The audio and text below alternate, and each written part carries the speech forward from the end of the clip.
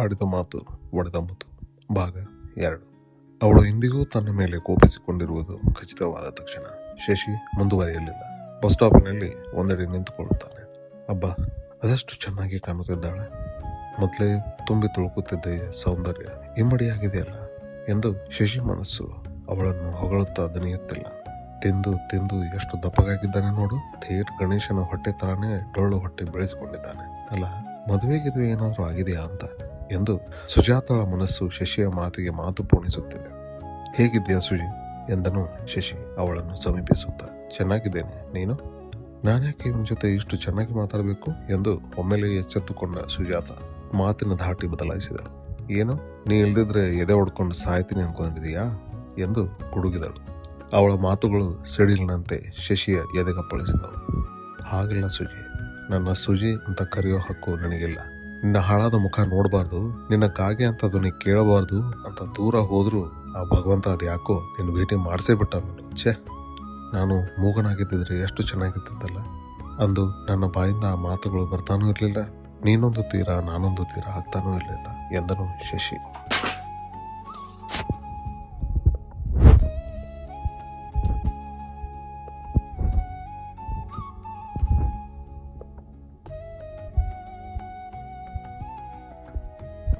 ಸಂಪಾದಕ ಅಂತೆ ಸಂಪಾದಕ, ಸರಿಯಾಗಿ ಪದಗಳನ್ನೇ ಜೋಡಿಸಿ ಮಾತಾಡೋಕೆ ಬರೆದಿರೋ ನೀನು ಅದು ಹೇಗೆ ಸಂಪಾದಕನಾದೆ ಆ ದೇವರೇ ಬಲ್ಲ ಎಂದು ಮೊನಚಾದ ಮಾತುಗಳಿಂದ ಚುಚ್ಚತೊಡಗಿದಳು ಸುಜಾತ.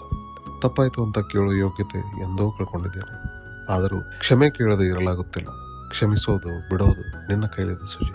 ಅಲ್ಲಲ್ಲ ಸುಜಾತ ದೇವಿ.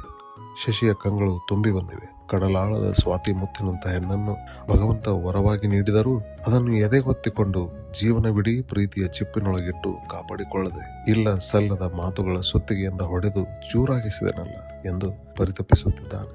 ಆಡಿದ ಮಾತು ಒಡೆದ ಮುತ್ತಿನಂತೆ ಶಶಿ. ದುಡ್ಡು ಒಡವೇನೇ ನಿನ್ನ ಪಂಚಪ್ರಾಣ. ನಿನ್ನಂಥವನ ತಲೆಯಲ್ಲಿ ಪ್ರೀತಿ ಅನ್ನೋದು ಹುಟ್ಟಿದ್ದು ಆಶ್ಚರ್ಯ. ನಾವಿಬ್ಬರು ಮೊದಲಿನಂತೆ ಇರುವುದು ಸಾಧ್ಯವಿಲ್ಲವೇ? ನೀನು ನನ್ನೊಂದಿಗೆ ಸಪ್ತಪದ ತಿಳಿಯೋದು ಸಾಧ್ಯವೇ ಇಲ್ಲವೇ? ಒಂದೇ ಒಂದು ಕೊನೆ ಅವಕಾಶ ನೀಡು ಪ್ಲೀಸ್ ಎಂದು ಅಂಗಲಾಚಿ ಬೇಡಿಕೊಳ್ಳುತ್ತಿದ್ದಾನೆ ಶಶಿ.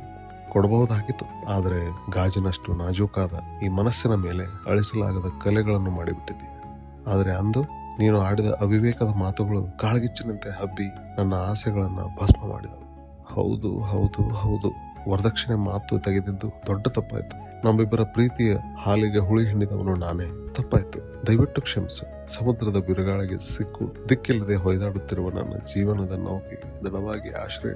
Please suji, please. ನೀನು ವರದಕ್ಷಿಣೆ ಮಾತು ಆಡಿರದಿದ್ದರೆ. ಈಗ್ಯಾಕೆ ಆ ಮಾತೆಲ್ಲ?